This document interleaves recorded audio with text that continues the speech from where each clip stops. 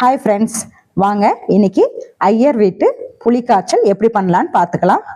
அதுக்கு வந்து திக்னஸான வடைச்சட்டி எடுத்து வச்சுக்கோங்க. எல்லாமே வந்து ட்ரை ரோஸ்ட் பண்ணிக்கலாம். கடலப்பருப்பு, உளுந்தம்பருப்பு, வரமல்லி கொஞ்சம் வந்து எல்லாம் கொஞ்சம் கொஞ்சம் போட்டு நல்லா வறுத்துட்டு, கொஞ்சம் வெந்தயம், மிளகு கொஞ்சம் எல்லாம் போட்டு சிம்மில் வச்சு பொன்னிறமாக நல்லா வறுக்கணும்.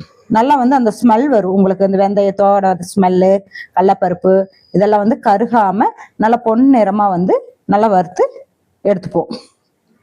எடுத்து ஒரு தனியாக ஒரு தட்டில் போட்டு வச்சுட்டு, அடுத்தது வந்து எள்ளு இவங்களுக்கு வந்து வெள்ளை எள்ளு வேணுனாலும் போட்டுக்கலாம், நீங்கள் கருப்பு எள்ளு வேணுனாலும் போட்டுக்கலாம். கொஞ்சமாக போட்டு கருகாமல் அதையும் எடுத்து வச்சுட்டு, வரமிளகா காரத்துக்கு ஏற்றவாறு நீங்கள் வரமிளகா போட்டுக்குங்க.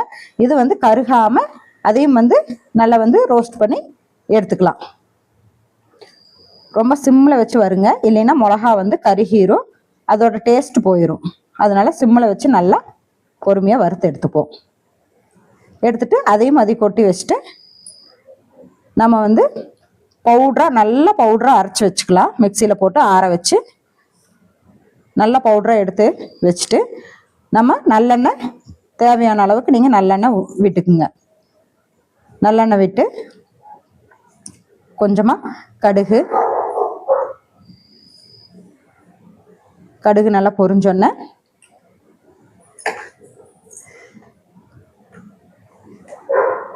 அது கூட நம்ம வந்து கடலப்பருப்பு, உளுந்தம்பருப்பு எல்லாம் போட்டுக்கலாம். போட்டு அதையும் நல்லா பொன்னிறமாக நம்ம வந்து வறுத்துக்கலாம்.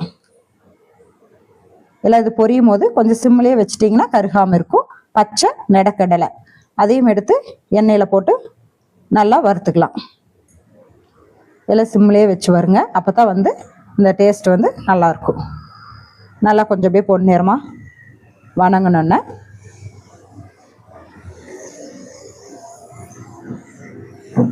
பொன்னிறமாக வணங்கினோன்னே நல்லா வணங்கட்டும்.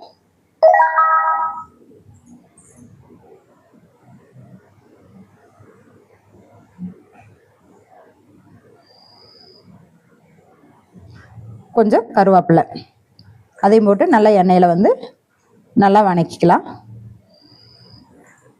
புளி வந்து தேவையான அளவுக்கு நீங்கள் புளி ஊற வச்சு கரைச்சி சேர்த்திக்கலாம். நாங்கள் வந்து ஒரு எலுமிச்சம்பழம் அளவுக்கு புளி வந்து ஊற வச்சு கரைச்சி நல்லா வடிகட்டி சேர்த்துருக்குறோம். நல்லா கொஞ்சம் உப்பு, கொஞ்சம் மஞ்சத்தூள் இதெல்லாம் போட்டு நல்லா கிளறி விட்டு, கொஞ்சம் பெருங்காய் பொடி எல்லாம் போட்டு நல்லா கலக்கி விட்டுக்கலாம்.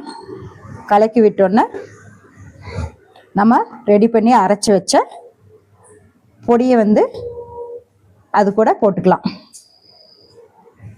பொடியை நல்லா போட்டுட்டு நல்லா ஒரு கரண்டியை வச்சு நல்லா கலக்கி விட்டுக்கலாம்.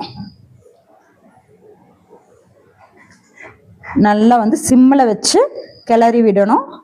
ரொம்ப வேகமாக வச்சா வந்து இது வந்து உங்களுக்கு அடிப்பிடிச்சு ஸ்மெல் வந்து மாறிடும். அதனால மேலே கொஞ்சம் நம்மளுக்கு தேவையான அளவு நல்லெண்ணெய் மறுபடியும் சேர்த்துக்கலாம். ஏன்னா எண்ணெய் எந்த அளவுக்கு சேர்த்துறோமோ புளி வந்து அந்த அளவுக்கு கெட்டு போகாமல் இருக்கும். நம்ம ஒரு வாரம் 10 நாளும் கூட வச்சு நல்லா வந்து நம்ம வந்து சாதத்தை போட்டு கிளறிக்கலாம். அதனால வந்து நல்ல எண்ணெய் பிரியிற அளவுக்கு சிம்மிலேயே வச்சு நல்லா வந்து கிளறிக்குங்க.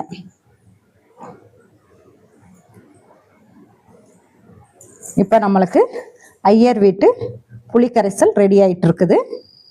நல்லா வந்து திக்னஸ் ஆயிடுச்சு. எண்ணெய் பிரிஞ்சு வந்தோன்னே வெல்லம் உங்களோட சாய்ஸு, நீங்கள் வேணும்னா சேர்த்துக்கலாம். ஆனால் நாங்கள் வந்து ஐயர் வீட்டு இந்த சமையலுங்கிறங்காட்டிக்கு நாங்கள் வந்து கொஞ்சமாக வெல்லம் சேர்ப்போம். வெல்லம் சேர்த்து நல்லா கொஞ்சம் மிக்ஸ் பண்ணி விட்டு நல்லா எண்ணெய் பிரிஞ்சு வந்தோடனே எடுத்தால் நல்லா சுவையான புளித்தொக்கு ரெடி. அது வந்து சாப்பாடு நம்ம வந்து எப்படி வந்து கிளறதுக்குன்னு அது ஒரு வானொலி வச்சு அதில் சிறிதளவு நல்லெண்ணெய், கடுகு, உளுந்தம்பருப்பு, கடலப்பருப்பு எல்லாம் போட்டு வறுத்து, ஒரு மிளகாய் வந்து கிள்ளி போட்டு நல்லா ஒரு 2 கருவேப்பிலை எல்லாம் போட்டு வணக்கி சிம்மில் வச்சுக்கோங்க. ரொம்ப வேகமாக வச்சிங்கன்னா அது வந்து உங்களுக்கு கருகிரும். அதனால் அடுப்பு ஆஃப் பண்ணிவிட்டு சாதம் நம்ம செஞ்சு வச்ச சாதம் எடுத்து அது கூட நம்ம புளி கரைசல் ரெடி பண்ணி வச்சிருக்கிறோம்ல, அந்த புளி கரைசல் வந்து போட்டு கொஞ்சம் உப்பு போட்டு சாப்பாடை நல்லா மிக்ஸ் பண்ணிங்கன்னா ஐயர் வீட்டு புளி கரைசல் புளி சாதம் பெரட்டல் வந்து ரெடி ஆயிட்டு இருக்குது. இது வந்து நாங்கள் இப்போ டிஃபன் பாக்ஸ்க்கு குழந்தைகளுக்காக போட்டு தர போகிறோம். சாதம் வந்து நல்லா கிளறி விட்டுங்க. புளி தொக்கு, நம்மளுக்கு புளி தொக்கு எந்த அளவுக்கு நீங்கள் வேணுமோ அந்த அளவுக்கு நம்ம வேணும் போது எடுத்து கிளறிக்கலாம். இது வச்சும் கூட கிளறிக்கலாம், கெட்டு போகாது. அடுத்ததுக்கு டிஃபனுக்கு நாங்கள் குழந்தைக்கு போட்டு தரோம். இதுக்கு வந்து சைடிஷ்டு உருளைக்கிழங்கு கறி நாங்கள் ரெடி பண்ணி வச்சுருக்கோம். புளி சாதத்துக்கும் உருளைக்கிழங்கு கறிக்கும் சூப்பராக இருக்கும். நெக்ஸ்ட் வீடியோவில் பார்ப்போம். Bye friends.